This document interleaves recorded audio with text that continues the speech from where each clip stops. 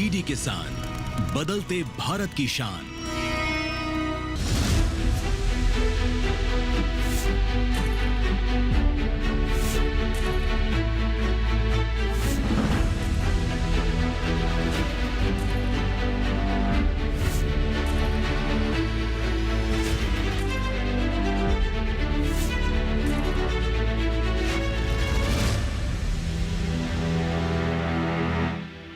नमस्कार, स्वागत है आपका सरकार आपके साथ में। मैं हूं अंजू सिंह। सरकार आपके साथ एक ऐसा कार्यक्रम है जिसमें हम आपको बताते हैं सरकार की उन योजनाओं के बारे में जो विशेष तौर पर कृषि के क्षेत्र पर केंद्रित है, जिनसे हमारे किसानों को ज़्यादा से ज़्यादा लाभ हो सके। चाहे बात उन पोर्टल्स की करें, ऐप्स की करें, या फिर योजनाओं की करें जो कि किसानों से सीधा जुड़ी है, या फिर नई तकनीक की ही क्यों बात ना हो।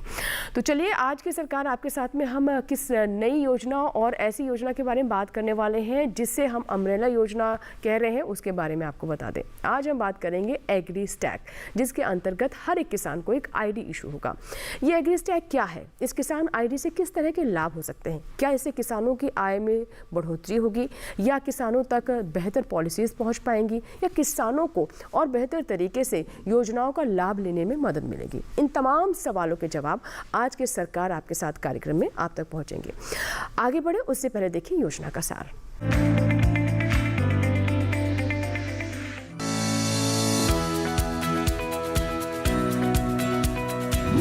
एग्री स्टैक आधार कार्ड के समान बनाई जाने वाली एक विशेष किसान आईडी है, जो किसानों के लिए एक विश्वसनीय डिजिटल पहचान के रूप में काम करती है।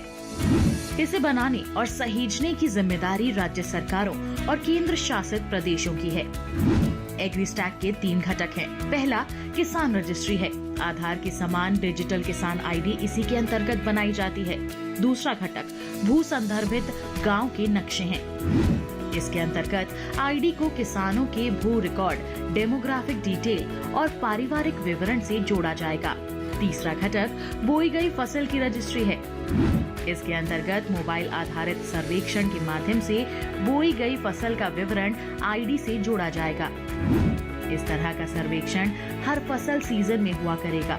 इससे ये पता लगाने में मदद मिलेगी कि देश में कौन सी फसल कितनी जमीन पर बोई गई है और उससे कितनी पैदावार हो सकती है।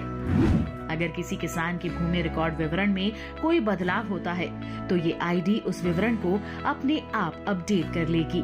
इसके अलावा भी किसानों को इस आईडी के माध्यम से कई लाभ मिल सकेंगे। खासतौर से उन्हें सरकारी योजनाओं का लाभ प्राप्त करने में आसानी होगी। पेपरलेस और कॉन्टैक्ट लेस फसल ऋण और दूसरे कर्ज मिल पाएंगे।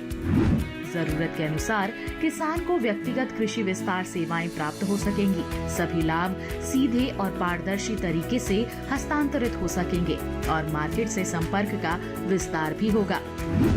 एग्री स्टैक के लिए सरकार ने जो कार्य योजना तैयार की है, उसके तहत अगले 3 साल में 11 करोड़ किसानों के लिए डिजिटल पहचान बनाने का लक्ष्य रखा गया है। 2 साल के भीतर देश भर में डिजिटल फसल सर्वेक्षण शुरू होगा। इनमें वित्त वर्ष 2024-25 में 400 जिलों को और 2025-26 में सभी जिलों को कवर कर लिया जाएगा। एग्री स्टैक दरअसल डिजिटल कृषि मिशन का हिस्सा है। पिछले साल 2 सितंबर को प्रधानमंत्री की अध्यक्षता में केंद्रीय मंत्रिमंडल की समिति ने इसे मंजूरी दी थी। इस पूरे मिशन पर 2,817 करोड़ रुपए खर्च होंगे, जिसमें केंद्र की हिस्सेदारी 1,940 करोड़ रुपए होगी।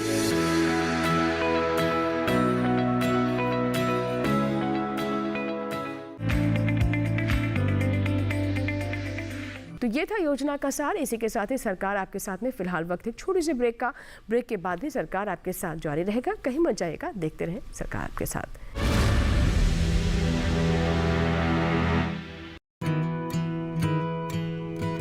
किसान सिर्फ अन्न नहीं उगाते, सपने भी उगाना जानते हैं। इन्हीं सपनों के लिए फसल उगाने का खर्च कवर करता है एसबीआई का किसान समृद्धि ऋण, जो पूरी करे प्रगतिशील किसान की हर आवश्यकता। ये लोन उपलब्ध है 5 लाख से 50 करोड़ की धनराशि तक। इस लोन में मिलती है क्रॉप साइकिल के अनुसार भुगतान की सुविधा। सिक्योरिटी के रूप में मान्य है एग्रीकल्चरल लैंड या कोई अन्य मान्य संपत्ति। इस तरह SBI का किसान समृद्धि ऋण बन रहा है किसान की उन्नति का आधार।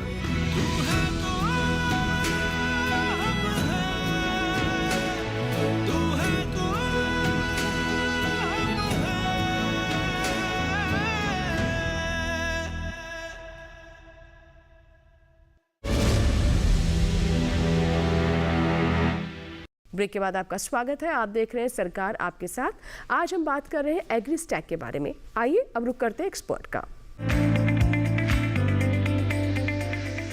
आइए अब एक्सपर्ट से बात करते हैं और इससे जुड़े हुए विभिन्न बिंदुओं को विस्तार से समझने का प्रयास करते हैं। हमारे साथ स्टूडियो में खास मेहमान उपस्थित हैं। आइए उनसे मुलाकात करवा दें। हमारे साथ रवि रंजन सिंह जी हैं। सर स्वागत है आपका। आप निदेशक हैं कृषि एवं किसान कल्याण मंत्रालय भारत सरकार में। तो आज हम बात कर रहे हैं एग्रीस्टैक के बारे में। इससे किस तरह का लाभ होगा, किसानों का विकास इससे और बेहतर और तुरंत कैसे होगा, और साथ ही कृषि के क्षेत्र को संगठित करने की जो बात कही जाती है कि इसे और संगठित किया जाए, सुनियोजित किया जाए, एग्रीस्टैक इसमें कैसे मदद करेगा, आइए बात करते हैं। तो सर सबसे पहले ये एग्रीस्टैक है क्या, इसे ही समझ लेते हैं।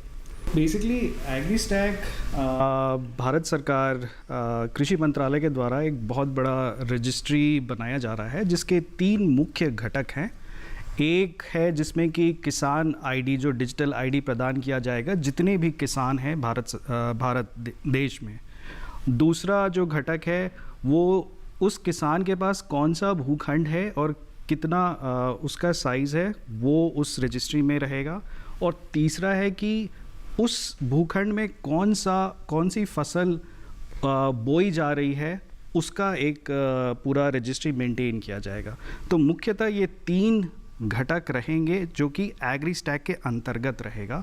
बट इन 3 के अलावा और भी बहुत सारे रजिस्ट्री है जिस पे भारत सरकार काम कर रही है। तो जो आपका सवाल था कि एग्रीस्टैक से एक आम किसान को क्या लाभ मिलेगा, तो उदाहरण के लिए अब आप ये ले लें कि इस एग्रीस्टैक के बनने से हमारे पास एक डेटाबेस आ जाएगा कि कौन किसान है, उनका कितना भूखंड का क्या साइज़ है और क्या फसल हो रहा है। उस हिसाब से किसान को अगर कुछ लोन लेना होगा, ऋण लेना होगा, तो वो सारा डेटा हम उसके ज़मीन जो है और क्या फसल उपजाया जा रहा है उसके बेसिस पे हमें पहले से पता चल जाएगा। तो जो भी किसान को कहीं और से पेपर वर्क करना पड़ता है, लाइन में लगना पड़ता है, तो वो सारा जो समस्या है उसका समाधान हो जाएगा सारा डिजिटल के तौर पे जी। तो वो समय की बचत होगी और सबसे मेन है कि एक क्वालिटी कंट्रोल रहेगा। आपको वो एक एग्रीस्टैक से जो आपको डेटा मिलेगा वो वेरीफाइड रहेगा जी। तो बिल्कुल, तो जैसे कि आपने बताया कि सर ये एक तरीके से मुझे जो समझ आ रहा है एक अम्ब्रेला है और जिसके अंतर्गत अलग अलग घटक है और उन घटकों के माध्यम से ये प्रयास किया जा रहा है कि सभी जानकारियां सरकार के पास हो। किसान ने कौन सी फसल बोई है, कितने उसके पास खेत हैं, और किसान का अपना आईडी किसान की अपनी एक पहचान, किसान आईडी भी इसके अंतर्गत आता है।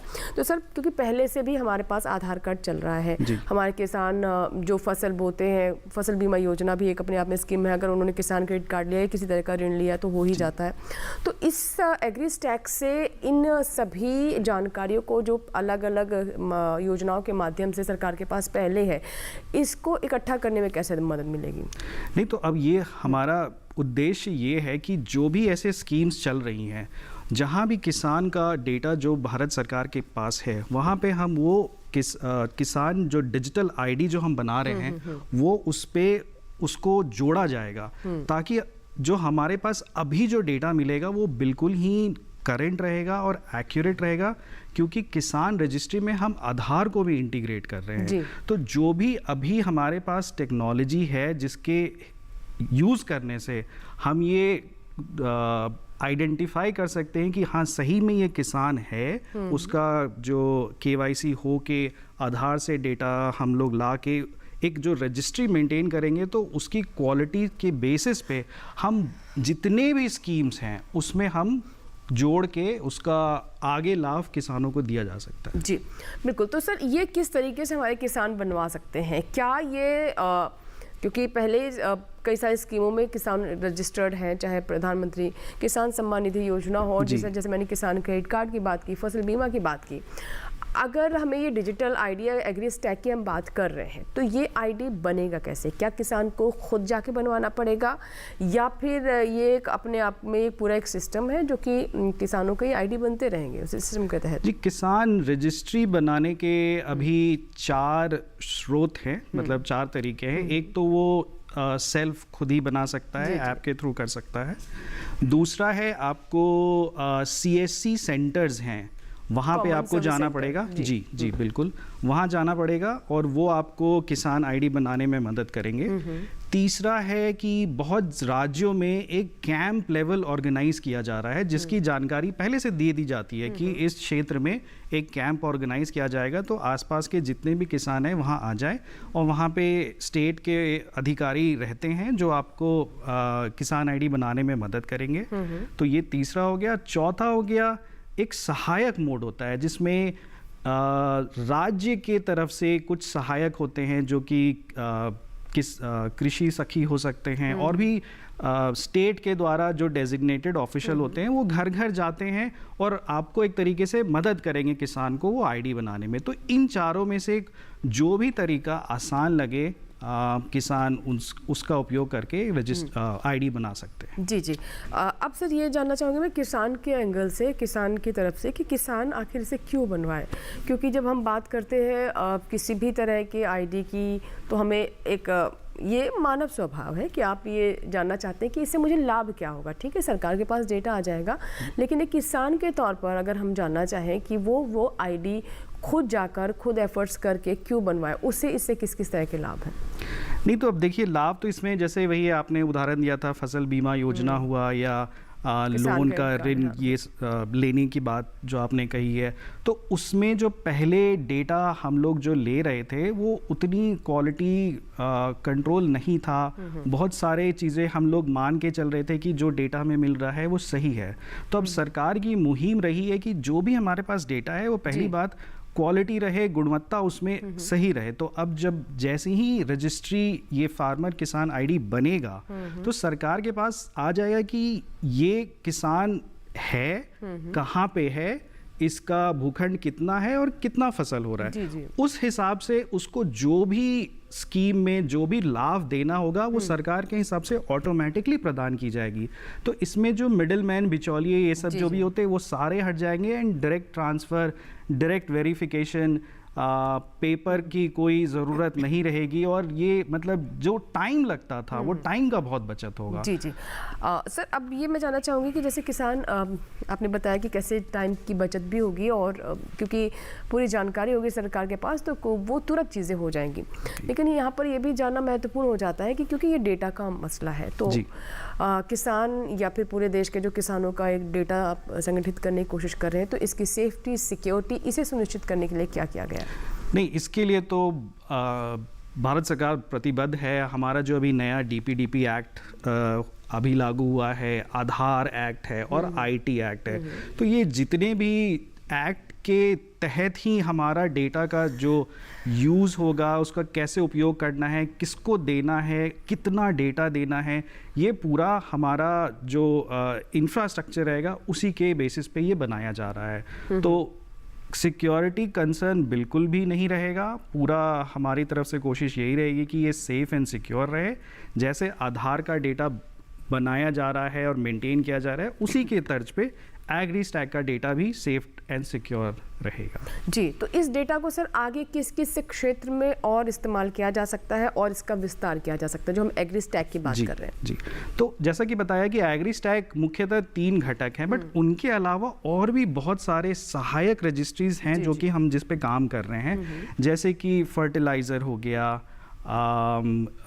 उसके बाद आपका पेस्टिसाइड्स हो गए, कहीं पे खरीद का अगर आपको डेटा लेना है, कहाँ से कितनी फसल हो रही है और कितना वहाँ से हम खरीद सकते हैं। हाँ, तो इस टाइप के और भी सहायक रजिस्ट्रीज हम बना रहे हैं। तो इनके यूज़ करने से और जो हमारे 3 मुख्य रजिस्ट्री है उसके हिसाब से हम पूरे देश का एक तरीके से हिसाब लगा सकते हैं कि कहाँ पे कितना फर्टिलाइज़र, खाद की ज़रूरत पड़नी चाहिए, कहाँ पे कितना ज़्यादा डीलर्स हैं, उनका पूरा डेटा हम मेंटेन करेंगे। तो उस हिसाब से भारत सरकार को पॉलिसी बनाने में बहुत आसानी होगी और एक तरीके से ट्रैक रखने में कि कहीं चीज़ कोई वेस्ट ना हो, जहाँ पे जिसको जितनी ज़रूरत है वो उसको समय से मिल जाए और जहाँ ज़रूरत नहीं है वो हम एक तरीके से ट्रैक कर सके कि वो नहीं होना चाहिए। जी जी। अब जैसे किसान आईडी की हम बात कर रहे हैं सर, तो क्या ये अनिवार्य है? जैसे हमने आधार कार्ड की बात की, अगर आपको विदेश जाना तो आपको पासपोर्ट होना ही चाहिए। तो ये किसान आईडी क्या हर किसान के लिए अनिवार्य है या फिर ये उसकी अपनी इच्छा है? नहीं, कोशिश तो हमारी यही रहेगी कि जितनी भी स्कीम्स हैं उसमें धीरे धीरे भारत सरकार कोशिश कर रही है कि जो किसान आईडी है वो उसमें जोड़ा जाए। तो आगे चल के बहुत सारे ऐसे स्कीम्स हैं जिसमें कि अगर किसान आईडी नहीं रहेगा तो हो सकता है कि आपको उस टाइम के लिए लाभ बंद हो जाए। अच्छा। तो जैसे ही आप ऐड करेंगे तो पुरानी जो भी चीज़ें वो आपको सम्मिलित होकर मिल जाएगी। उदाहरण के लिए पीएम किसान ही है, जैसे एक उदाहरण देना चाहता हूँ। इसमें अभी कुछ राज्यों में जहाँ पे किसान आईडी थोड़ा मतलब अच्छा हमें नंबर्स मिले हैं, वहाँ पे सरकार की मुहिम है कि किसान आईडी के साथ ये पीएम किसान के साथ जो किसान आईडी है वो जोड़ा जाए और जहाँ जहाँ ये जुड़ गया है उनको ही एक तरीके से जो बेनिफिट मिलता है वो मिले, जहाँ नहीं है उसको उस टाइम के लिए रोका जाए जब तक कि किसान बना के फिर जोड़ ना दे। तो कोशिश यही है कि जितना ज़्यादा बन सके उतना मतलब हमारे सबके लिए अच्छा रहेगा। जी बिल्कुल। तो बिल्कुल, तो सरकार की योजनाओं का आने वाले समय में जो लाभ है वो उन्हीं किसानों तक जैसा आप सर कह रहे हैं कि पहुंच पाएगा या फिर ज़्यादा उन्हें सहूलियत रहेगी जिनके पास किसान आईडी? हाँ, ज़्यादा सहूलियत होगी, मैं ये कहना बेहतर रहेगा। तो हम अभी कह रहे हैं कि फ़िलहाल भी मुहिम चलाई जा रही है, ये एक पूरी ड्राइव है कि ज़्यादा से ज़्यादा किसानों को इसके अंदर रजिस्टर किया जाए। सर, अब मैं जानना चाहूँगी कि ये किसान आईडी या एग्री स्टैक जिसके अंतर्गत 3 आपने घटकों की बात की, ये किन किन पर लागू है? क्योंकि एक खेत में खेतिहर मजदूर भी है, वो भी महिला भी है जो भी खेत में काम करती है, और एक किसान है जिसके नाम पर खेत है। तो इसमें इकाई क्या है, किसका बनेगा आईडी? अभी तक जो हमारा गाइडलाइंस है उसके हिसाब से जिसके नाम पे ज़मीन है सिर्फ उसको ही एक फार्मर आईडी प्रदान की जाएगी। ये अभी का है। ये और भी अलग राज्यों में और बात हो रही है, मतलब विचार विमर्श किया जा रहा है कि इसको और दायरा कैसे बढ़ाया जा सकता है या नहीं। बट फिलहाल जिनके नाम पे कोई भूखंड है उन्हीं को, और वो भी कृषि भूखंड होना चाहिए, उन्हीं को हम एक किसान के तरह एक फार्मर आईडी प्रदान कर रहे हैं। जी जी। आपसे मेरा अगला सवाल ये है कि जो किसान आईडी है, मान लीजिए बन गया किसान का, और इसमें मकसद यही है कि एक तरीके से मतलब आउटडेटेड इन्फॉर्मेशन ना हो, किसान ने कौन सी फसल बोई है, उसके पास कितनी ज़मीन है, अगर और ज़मीन को लेकर कोई विरासत होती है, कुछ होता है, तो उसे भी उसमें दर्ज किया जाए। बिल्कुल। ये इन्फॉर्मेशन टाइमली या सही पहुंच रही है? क्या किसान अपने स्तर पर दर्ज करेगा? क्या उसने जो फसल बोई है उस फसल की जानकारी उसे ही देनी है? प्रशासन इसे कैसे सुनिश्चित करेगा कि जो इन्फॉर्मेशन दर्ज की गई है वो सही है और टाइमली अपडेट की जा रही है? तो जहाँ तक फसल का सवाल है, इसमें बहुत सारे राज्यों में ये एग्री स्टैक से पहले से ही ये प्रोग्राम हर राज्य नहीं, बहुत सारे राज्यों में हो रहा था कि वो मतलब जो भी रबी का सीजन हुआ या खरीफ का हुआ, वो वहाँ पे जाके वो डेटा कलेक्ट कर रहे थे।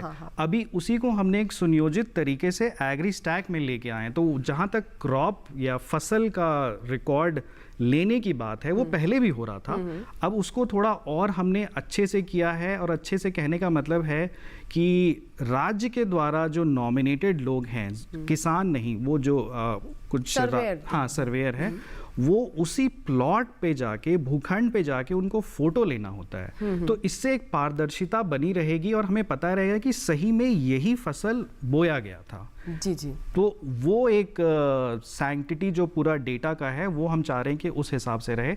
और ये हर सीज़न में हो, तो सर्वेयर को हर सीज़न में जाके ये आपको डेटा कैप्चर करना होता है, जो कि फिर एग्री स्टैक में आता है। तो इस हिसाब से वो डेटा बिल्कुल करंट रहता है। जी जी।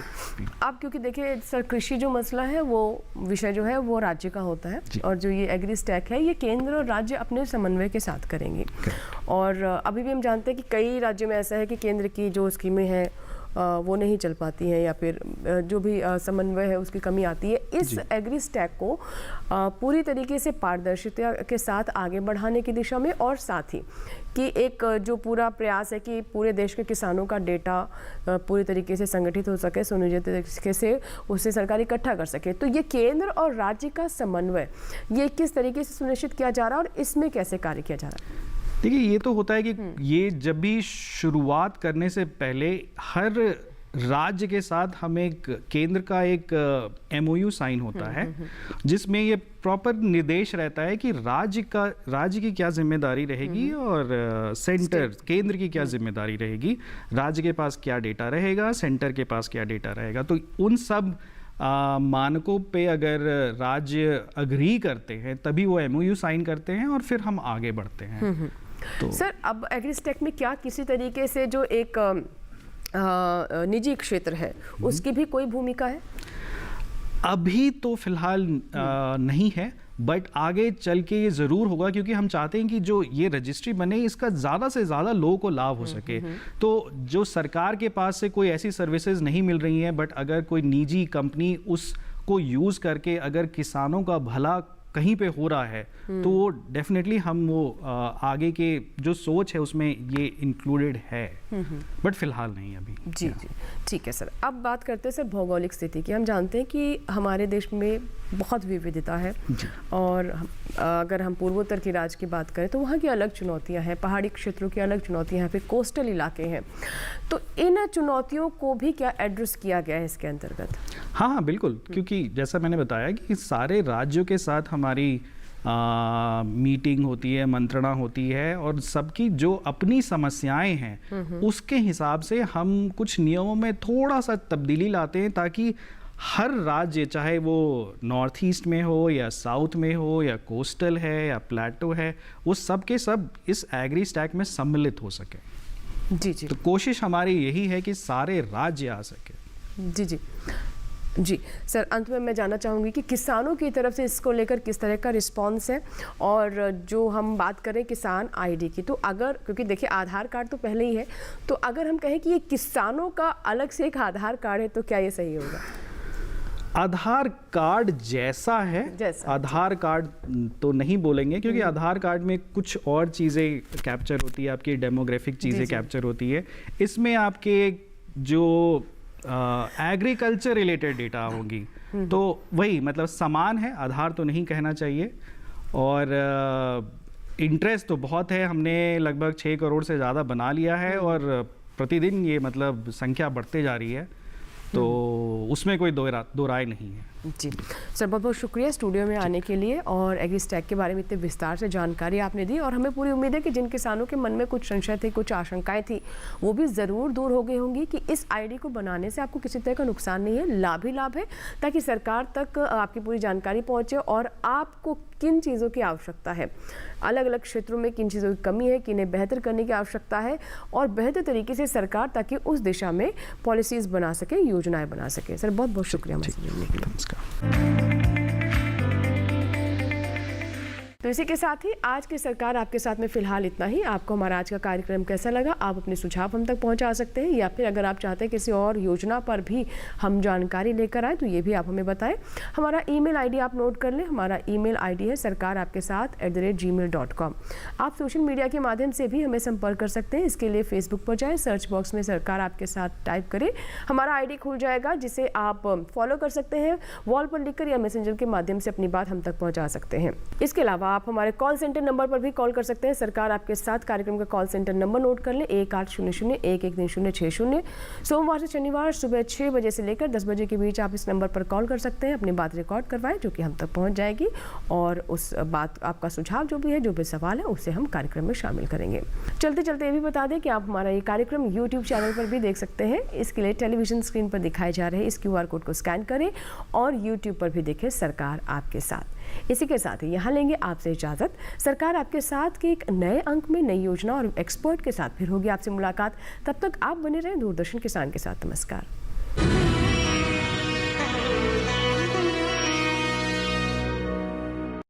नमस्कार।